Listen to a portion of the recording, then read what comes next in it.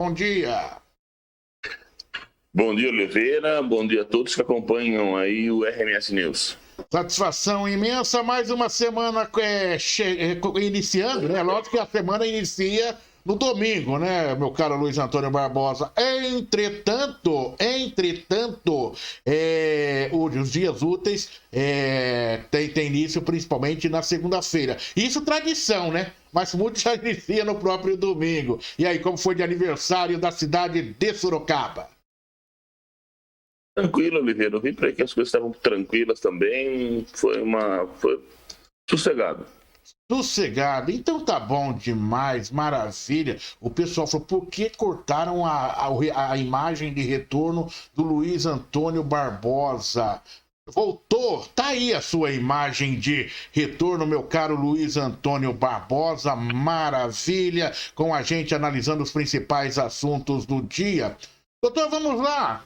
Aguarda-se para a segunda quinzena deste mês de setembro o anúncio do orçamento do município de Sorocaba para o próximo ano. Estimativa, no entanto, já apontam algo em torno de 3 bilhões e 700 milhões de reais. Se confirmado esse valor, o aumento a partir dos atuais 3 bilhões e 66 milhões será de 20%. É muito acima dos índices de crescimento estimados para outras grandes cidades do interior paulista. Vamos ver esses números aí, doutor Luiz Antônio Barbosa. Oliveira, veja, é um número muito otimista. A gente torce, né, para que realmente uma coisa dessa aconteça. Contudo, está fora aí dos padrões de crescimento. 20% em um momento aí que a economia nacional está aí um pouco mais complicada, não só sobre Sorocaba, até estou falando de um aspecto macro, que veja só, quando você fala em arrecadação, quando você fala em crescimento, você não tem como minimizar em relação a uma região, principalmente uma região industrial como Sorocaba. Então você tem que ter todo um contexto estadual, um contexto federal, para fazer a previsão. Eu acho muito otimista, eu acho difícil chegar a um patamar como esse. Contudo, acho que o prefeito está justamente jogando nesse ponto otimista, até para aquela história, lutar por 20 para conseguir 5. Porque hoje em dia, se você conseguir um crescimento de 5, 6%, já é uma vitória gigantesca. Então, aquela história, luta-se, mira-se um horizonte distante para chegar o mais próximo possível, ou ter um crescimento. Entendeu? Que às vezes a gente coloca, não vai ter crescimento, ou vai ter crescimento pífio. Aí, de repente, o pessoal até realmente tira um pouco o pé do acelerador e o negócio não anda. Mas é uma ideia, não é uma ideia, é uma previsão que eu acho que está bem otimista. Eu acho que dentro dos padrões de realidade, o crescimento, como você bem colocou, fora de padrão de outras cidades, fora do padrão do Estado, não existe essa previsão em união também, eu acho muito difícil. Doutor Luiz Antônio Barbosa, me chamou a atenção também, agora, já que você é especialista em administração pública, né, é sua área, é a sua seara, me explique o seguinte, como que é feito? Existem alguns números e alguns indicativos para que se elabore um orçamento, né? Para que ele não seja aí algo que não venha a ser realizado, né, doutor? E como se dá essa confecção desse projeto do orçamento? Veja, Oliveira, o orçamento, como todos sabem, é uma peça indicativa, tá? Não necessariamente, ou melhor, não indica realmente que aquilo acontecerá ou não. Então, é uma peça de previsão. Quando você faz aí o levantamento das possíveis receitas, você leva em consideração alguns aspectos, por exemplo, aspectos econômicos, aspectos de crescimento, como eu já coloquei, de receita como um todo, tá? Você parte de alguns parâmetros, ou melhor, parte de alguns pontos específicos. Por exemplo, o andamento, o crescimento da receita em relação a anos anteriores, tá? Fixada a receita, aí você faz a fixação de despesa, tá? Que aí você coloca, vai tanto para a educação, tanto para a saúde. Existem aí algumas questões constitucionais, por exemplo, os valores determinados para a saúde, para a educação, e aí você faz a previsão de despesa. Aí que eu falo, existe aí lógico, o interesse em fazer aí o crescimento, termos aí um crescimento. O único cuidado que tem que se ter com relação ao otimismo, que veja só, você tem a previsão de receita e a previsão de despesa. E muitas vezes as pessoas começam a imaginar, tipo assim, o ano que vem eu vou ter 20% a mais de dinheiro para a saúde. Esse dinheiro às vezes não vem. Entendeu? Aí se faz começa a se fazer gastos, você é o repórter aí político, eu já viu bastante isso em Câmara. Olha, mas foi previsto 50 milhões para isso, 60 milhões aqui, só que o dinheiro não veio. E aí começa a ser uma cobrança em cima de uma peça de papel. Tá? Então isso é importante. Quem trabalha vê aí uma possibilidade, assim, vê a possibilidade, são dois pontos. O otimismo em relação à receita, mas sempre a prudência em relação à despesa. Isso é muito importante. Maravilha. Eu quero trabalhar esse assunto com você. Deixa eu só fazer uma correção aqui. Obrigado, minha querida Miriam Zaccarelli. Sobre o local de vacinação de Votorantim, a Miriam me mandou aqui. Mas me desculpe, já que nós estamos falando de administração pública, o pessoal parece que gosta de complicar. Né? Olha o link. site.vacina.votorantim.ligafacens.com/login. Por que não coloca, já faz a divulgação seguinte, acesse o nosso portal da prefeitura, ok? Coloque o raio que o parta lá, chama-se um banner na página principal que o cara clica ali e já entra direto. Agora você não muito mais fácil. Viu? Você não consegue, Luiz, falar em leitura dinâmica, né? A pessoa não consegue gravar. Esse é o site que estão divulgando aqui. É até ruim de falar, né? E isso é uma reclamação que eu faço quase que diariamente. A Prefeitura de Sorocaba também é mestre nessa questão. Aliás, os órgãos públicos são mestres nesse tipo de... Eles criam um link automático, ok, Luiz? E o camarada da área... Agora eu vou já descer o cacete aqui já, né? O camarada que trabalha na área de TI, que é um termo legal, que na verdade não passa de uma área de tecnologia, ele não tem a capacidade de querer pensar.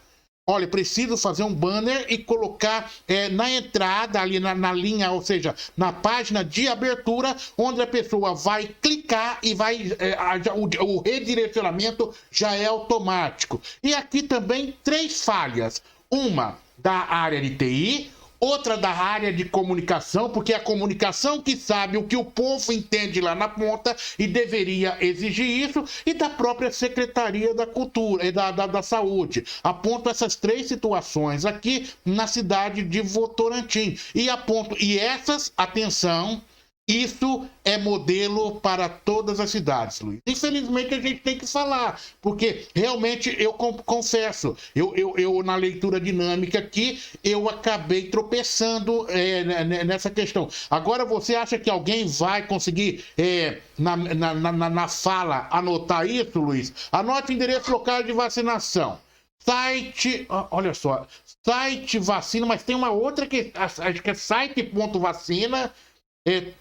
Não dá, é inaceitável. É complicado, né, Luiz? Eu acho, Oliveira, que as pessoas, o administrador público, não só o administrador público, como outros profissionais também, eles têm aí eles acham bonito colocarem situações assim que demonstram aí um grande conhecimento, se mostrar, olha, você não tem condições de ler aquilo que eu faço. Então, a gente vê, por exemplo, isso na área de direito. A propedêutica, a hermenêutica, periri, parará e vai. Às vezes você vê peças, petições, sentenças que você olha, vocês têm que ter um dicionário para traduzir. Isso é ridículo. Não precisa ser uma coisa assim extremamente leiga, mas você tem que trazer uma situação que a pessoa consiga entender. Tá? Mesma coisa a questão médica. Às vezes você tem também que passar informações que as pessoas entendam, ou de um nível mediano de cultura entenda. No caso, você colocou da prefeitura, você coloca uma situação em que a pessoa, qualquer pessoa, aí a pessoa até que não é tão leiga, puta, não vou lembrar de uma coisa desse tamanho. E é uma coisa simples, que já existem soluções, como você mesmo colocou. Você não colocou nenhuma novidade, você colocou uma coisa que é simples, é muito utilizado, põe prefeitura, Votorantim, ponto prefeitura, Sorocaba, ponto SPA, e põe um banner. Ali você clica, pum, vai.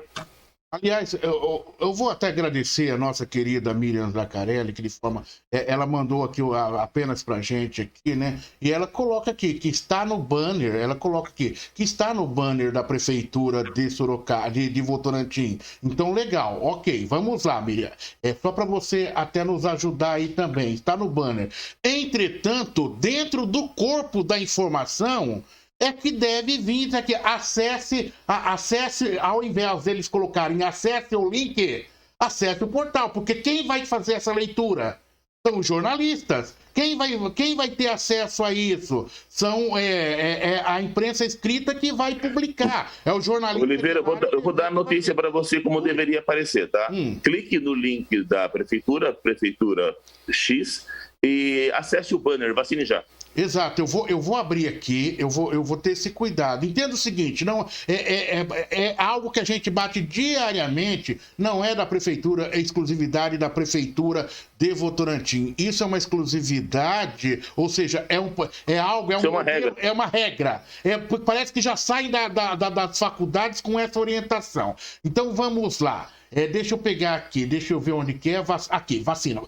Tá, é a primeira página, ok, está aqui. A matéria está na primeira página, ok? Na primeira página do site da Prefeitura de Votorantim. Vou clicar na primeira página aqui. Estou clicando, cliquei, ok. Então vem aqui, maravilha. A Prefeitura de Votorantim prossegue nesta segunda-feira a vacinação contra a Covid em pessoas de 18 anos e 19. A primeira dose será aplicada em indivíduos com agendamento em 9 unidades. Legal. Aí segue tudo, ok. Tem um local aqui que fala, então vamos lá, a população, Barra Funda, e eles seguem com a segunda dose. E tem um local aqui onde eles falam do link, que eu não estou encontrando aqui agora. A orientação do Luiz é aquilo, né, Luiz? Que já se coloque na própria matéria. Então, se há falha aqui nesse sentido, se existe o banner, e a falha que deveria ser corrigida é na Secretaria de Comunicação, ou seja, não se divulgar o link e pedir para acessar a página, né? Ou seja, a página, o portal da própria prefeitura. Fica confuso aqui, mas acho que de tanto nós falarmos hoje sobre esse assunto, já gravou na mente das pessoas que têm a necessidade. Mas é bom a gente sempre pontuar, porque é diariamente. Amanhã vem da Prefeitura de Sorocaba, na quarta-feira deve vir do governo do estado, na quinta-feira deve vir do governo estadual e assim segue a carruagem. Luiz Antônio Barbosa, uma outra questão que eu queria colocar com você. A CEAGESP, localizada no bairro Parque Santa Isabel, foi um dos 4 pontos visitados pela equipe do programa Prefeitura de Bairro em Bairro nesta sexta-feira, portanto, na última sexta-feira.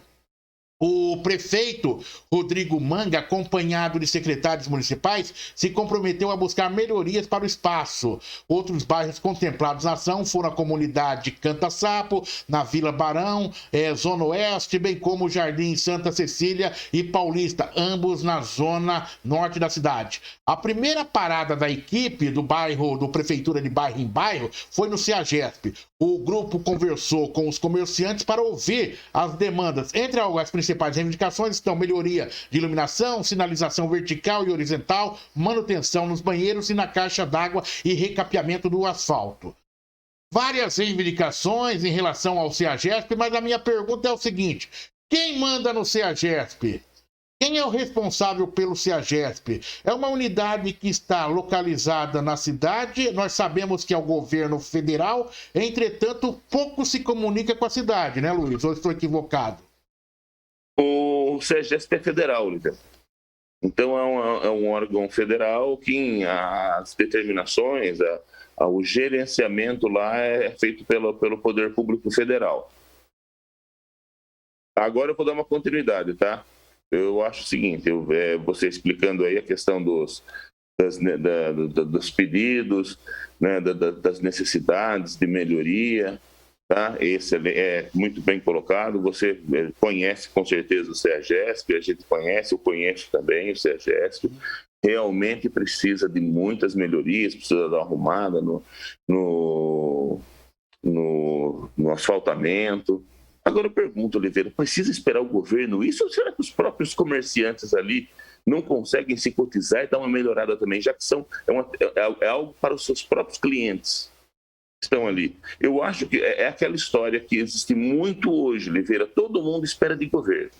O governo tem a função dele, lógico, tem a necessidade dele, tem, mas quando nós analisamos aí, fazemos aí um comparativo entre sociedade, comportamento de sociedade, a gente vê, por exemplo, se isso acontecesse em algum outro país, Estados Unidos, Inglaterra, Japão principalmente, as próprias pessoas, os próprios comerciantes trabalhariam para que aquilo também melhorasse. Tudo se espera de governo. Tá? Só que o governo ele tem limites. A gente estava falando de orçamento, né, do orçamento de Sorocaba. O orçamento é um orçamento bem otimista, mas é um orçamento que tem um limite. Não adianta pensar que o governo resolve tudo. E um dos diferenciais é para quem conhece, eu conheço um pouco aí fora, um dos diferenciais em relação a esses países mais desenvolvidos que todos queremos ser, todos nós queremos morar em um país desenvolvido, todos nós queremos ter aí, falar, o Brasil é um país desenvolvido, mas os comportamentos aí fora são diferentes dos nossos, tá? Lá os Estados Unidos tem muito rico, o Japão é muito rico. Por quê? Porque não existe muito do que acontece lá, do que acontece aqui não acontece lá, tá? Se você vai em um espaço público lá, eu já fui, você não joga sujeira no chão. Você não destrói o espaço público aqui, você sabe como que é. Tá? Então, assim, eu acho que nós precisamos fazer a nossa lição de casa também como sociedade, antes de ficar cobrando e falar, governo, faça isso, faça aquilo. Que nós somos o governo também, nós somos o país. Agora é aquela questão, né, Luiz? Nós temos uma cultura, e eu estou colocando para você mesmo, nós temos uma cultura, uma cultura de dependência do governo, e por outro lado, o governo também, nós somos um dos países que mais se paga impostos, né? Ou seja, o comerciante, o empresário hoje, ele já tem uma carga tributária que arrebenta o cara. Só que o governo, se o governo cobrasse, ou fizesse, ou direcionasse para outros setores, é uma coisa. O problema é que os caras roubam mesmo, né? Essa é a verdade. Tanto é que se você pegar o ranking de corrupção, o Brasil o Brasil, onde não tem corrupção no governo federal, como diz por aí, é um dos países que é com o maior índice de corrupção no mundo. Oliveira, vou falar uma coisa para você. Essa questão aí de país com maior carga tributária é lenda. De longe, o Brasil tem uma carga tributária bem menor que muitos países. Tá? O Brasil vive muito também em cima disso, em cima de lenda. O Brasil ele tem uma carga tributária de 34%, da Alemanha 50%, Dinamarca mais de 50%, Suécia. Estados Unidos, ele tem uma carga tributária em relação ao PIB de 28% e o Brasil é 34%. Só que o PIB americano é simplesmente 10 vezes maior que o PIB brasileiro. E lá ele não tem 1/10 dos serviços públicos que são feitos que são realizados aqui no país. Quando a gente começa a analisar friamente os números e as situações, a gente vê que o Brasil ele vive muito em lenda. Essa história tipo, não, o Brasil é corrupto, o Brasil rouba, o Brasil tem uma maior carga tributária, conversa fiada. O Brasil, de longe, o Brasil tem países que de longe tem uma carga tributária muito maior que a do Brasil.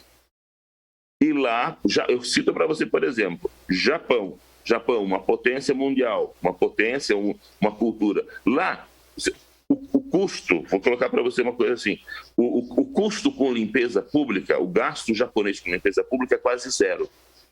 Quase zero. Por quê? Porque o povo não suja a rua. E aí sobra dinheiro para educação, sobra dinheiro para a universidade, sobra dinheiro para a saúde, para defesa, para defesa. Aqui, você sabe muito bem como que é. Essa é uma crítica que eu sempre faço. A prefeitura, eu vejo isso muito no trabalho da prefeitura. Ela passa uma semana o carro, passa uma semana o caminhão, limpando, fazendo a limpeza naquele bairro. Na outra semana, na esquina, tem um sofá. É difícil você...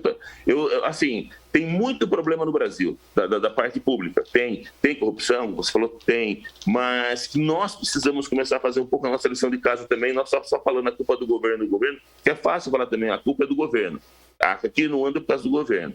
Nós temos que começar a botar o pé no chão e falar o seguinte: onde nós estamos, onde nós estamos, realmente como nós estamos e aonde queremos chegar. Porque se a gente quer ser um país desenvolvido, se a gente quer participar, por exemplo, da Organização Mundial do Comércio, se a gente quer participar dos 20 maiores países desenvolvidos, a gente também tem que ter comportamento parecido. Luiz Antônio Barbosa, você é o especialista, entretanto você vai ter que fazer uma releitura disso daí, tentando conscientizar a grande maioria da população especialistas no Brasil, tanto é que eu tenho aqui, e eu já tive a oportunidade de conversar pessoalmente com você, não vai dar pra gente se estender muito, mas eu tenho aqui inclusive matérias aqui que eu busquei rapidamente. Olha, Agência Congresso, não sou eu, a Agência Congresso mostra que o Brasil tem carga tributária mais alta Brasil tem a 15ª carga tributária mais alta do mundo. Matéria do dia 18 de junho de 2020 da Agência Congresso, e mostra o Instituto Brasileiro de Planejamento Tributário, IBPT, divulgou recentemente estudo destacando que entre os 30 países que possuem a maior carga tributária, o Brasil é o lanterna em retomar os tributos, em retornar os tributos em serviços para a sociedade. No ranking divulgado pelo Instituto, a Irlanda é apontada como o país que mais tem retorno sobre o imposto pago, e uma carga tributária de 23%, seguido da Austrália, com arrecadação de 28%, e Suíça de 29%. Com uma carga maior que muitos países desenvolvidos, ou seja, 35%, o Brasil só perde para Cuba entre as nações que mais pagam impostos na América. Trata-se da 15ª carga tributária mais alta do mundo. Luiz Antônio Barbosa, Agência Congresso. Oliveira, o Instituto Brasileiro Tributário é um instituto de empresas. Eles lutam pela redução da carga tributária. Todos lutam pela redução da carga tributária. O Brasil, como eu falei, em questão de informações, eu vou colocar uma coisa para você, tá? Vou colocar uma coisa para você. Um indicativo, tá? Um indicativo. Vou colocar, por exemplo, uma questão parecida, que é funcionário público. Funcionário público. No Brasil, se coloca, se você vai encontrar isso nas principais meios de negócio, se coloca uma informação que é verdade. Que é verdade. O Brasil gasta hoje 14% do PIB com funcionários públicos. Não estou defendendo ou criticando funcionário público, tá? Colocando número. 14% do PIB é gasto com funcionário público no Brasil. Ponto. Nos Estados Unidos é 10% do PIB. Tá? Então a pessoa olha, por 14% e 10%, o nosso Brasil tem 40% a mais de gasto com funcionário público. Só que os 10% dos Estados Unidos, esses 10% é maior que o PIB inteiro do Brasil, como eu falei, é mais de 10 vezes os Estados Unidos tem mais de 10 vezes o PIB brasileiro. Eles gastam o PIB do Brasil com funcionário público. O Brasil é um dos países que mais tem funcionários públicos. Os Estados Unidos têm mais funcionários públicos per capita que o Brasil. E os Estados Unidos não têm saúde pública. Os Estados Unidos não têm universidade. São muito poucas universidades públicas e são pagas. O problema é o seguinte, as pessoas, você tem todo um contexto, você tem todo o livro. Você tem a parte A e a parte B. Só que no Brasil, os institutos, as entidades que prestam alguma defesa, fazem o quê? Defendem só um lado, esquecem de falar o outro lado da moeda. Isso é uma coisa, infelizmente, que acontece muito no Brasil. Luiz Antônio Barbosa, estamos aguardando o dia que vai nascer mais 100 Luiz Antônio Barbosa, para poder mudar esse entendimento. É difícil, Oliveira. Tá difícil, meu amigo.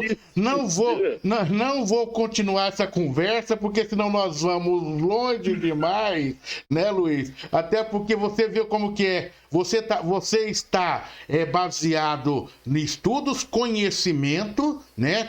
Tem uma linha de defesa dentro dos dados que você tem. E quando nós, pobres mortais, acessamos as informações, como é que eu vou desacreditar a notícia do Congresso Nacional como a agência Câmara aqui, né? Baseado Mas, em dados... Oliveira, só uma... A notícia dele não está errada. Ele só não deu outro lado da moeda. Quando ele fala, por exemplo, Irlanda, e o retorno da Irlanda é um retorno muito alto, porque o retorno da Irlanda, quando você mede retorno em educação, você mede retorno em saúde.